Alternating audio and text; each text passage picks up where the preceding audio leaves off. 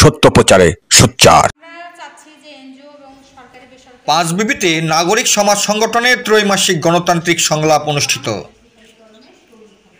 জয়পুরহাটের পাঁচবিবিতে নারী অধিকার ও অন্তর্ভুক্তিমূলক সুশাসন শক্তিশালীকরণে তরুণ সমাজ যুক্ত প্রকল্পের আওতায় উপজেলা নাগরিক সমাজ সংগঠনের ত্রৈমাসিক গণতান্ত্রিক সংলাপ 2024 আজ 27শে মে সোমবার বেলা 11টায় উপজেলা বিআরডিবি সভাকক্ষে অনুষ্ঠিত হয়। ডাস্কো ফাউন্ডেশনের আয়োজনে ও নেটস বাংলাদেশের সহযোগিতায় সভায় সভাপ্রধান ছিলেন সুজানা ডিক্রুজ।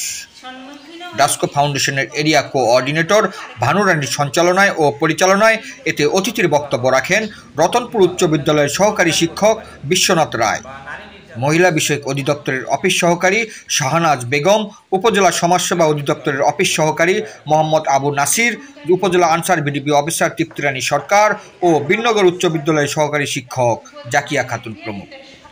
এ সভায় উপজেলার প্রায় 30 জন সিএসও সদস্য উপস্থিত ছিলেন।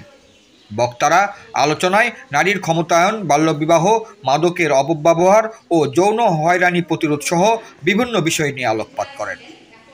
সার্বিক ব্যবস্থাপনায় ছিলেন ফিল্ড ফ্যাসিলিটেটর পলাশ চন্দ্র ও রোকসানা খাতুন।